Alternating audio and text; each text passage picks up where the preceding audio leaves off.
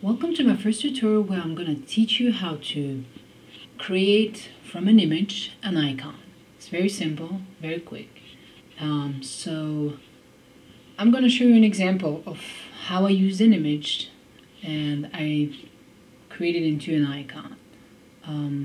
So this is the image that we are going to use, but in my blog, for every new topic, you can see here that I used a small aircraft instrument and I made it into an icon. So I'm going to teach you how to do that. And this is going to be very handy for anything that you would do online or if you want to customize your own computer. When I say online, I mean forums or blogs or anything like that. Alright, cool. Now we have a nice picture. When you go on Google and find a picture, make sure that the picture is a good quality picture. You don't want something crappy. And that's very important. Because once you have an icon, the quality will rely on your first picture. Okay, so let's copy this picture. Ctrl+C to copy it, or just right click and copy image. Now you can do Ctrl+v and you will have it right here on Photoshop. Alright, so you notice that you have a new layer automatically, done for you, so you don't have to create a new layer if you worry about that. Okay, now, see, our background is white, which is a problem for any designer who wants to create something that is transparent, with a transparent background. So we're gonna click on the eye right here, and change the color, pick something dark. So I already had a nice gray, and I'm going to use the paint bucket tool and pick the background right here, there.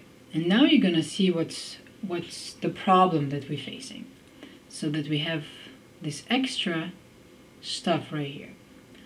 So to get rid of this extra background, white background, we need to use the pen tool, and then we need to make a path just around it. Okay, so real quick, I'm gonna do it real quick.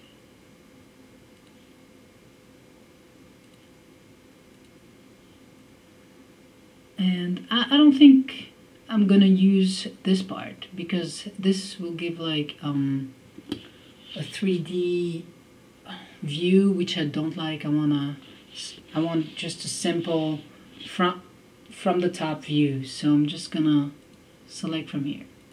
Okay.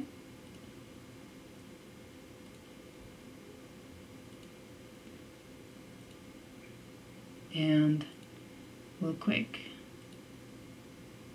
And you got it. Once you have that, you just right click and you're gonna make a selection and press OK. Now you notice that all this is telling you that it selected something inside here. Okay, what we want is to get rid of the background in the back. So if you press delete, sorry, so we need to select the right layer. So if you press delete, you're gonna see your instrument disappear. So this is not what we want. So what we're gonna do is go to filter, no, my bad, select and inverse, and after that you will see that even the box is selected. So we inverted the selection. So now when you press delete, the entire thing has gone. Now to get rid of the selection, just Ctrl+D.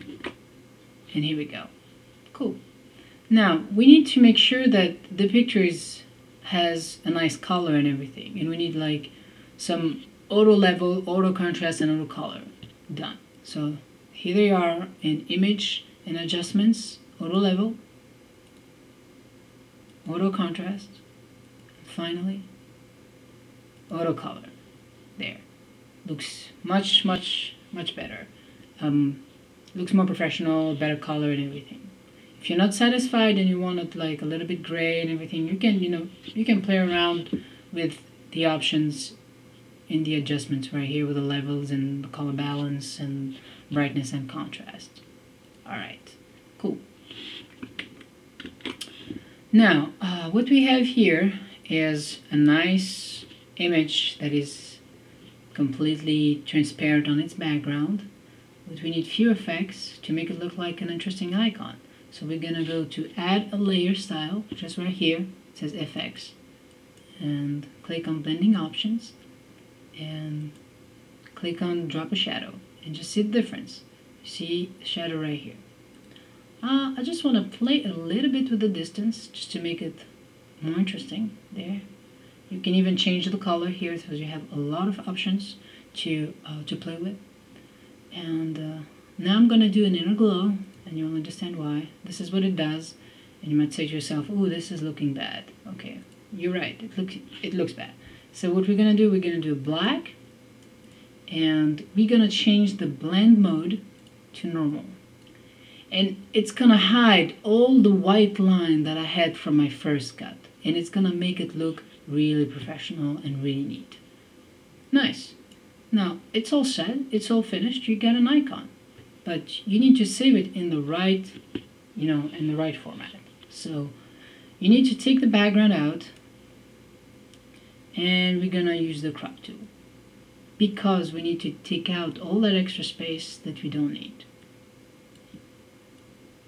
And everybody who has,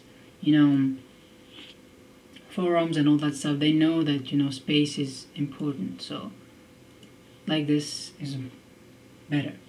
Alright, make sure to leave this area uncropped because you have your shadow, okay? Don't forget that. Now we need to save it. You have a lot of options. So you can save it as a PSD, as a Photoshop file, which if you want to come back to it, you can always save it. So that's what we're gonna do. We're gonna save it as a PSD first before doing any touching. So save. Now we can do anything we want to it because we have the original saved. Now we're gonna go to image and change its size. Now an icon is never a 300 or 400 by 400 pixel image. It's way too big. So generally it's like 32 by 32, 20, or it just depends on what you want. But we're gonna do 50/48 here, and I think it's gonna be looking quite nice. Alright, now we have it here. You can see how it looks like. It's pretty good.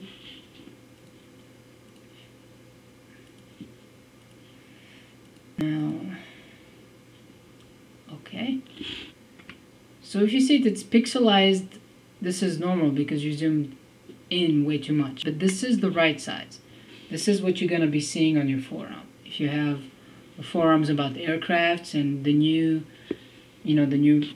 topic would be like, having this type of icon next to it. So this is the real size. Okay, so now we're ready to go. Save for web and devices. And please make sure that you have a PNG 24 right here, and save it.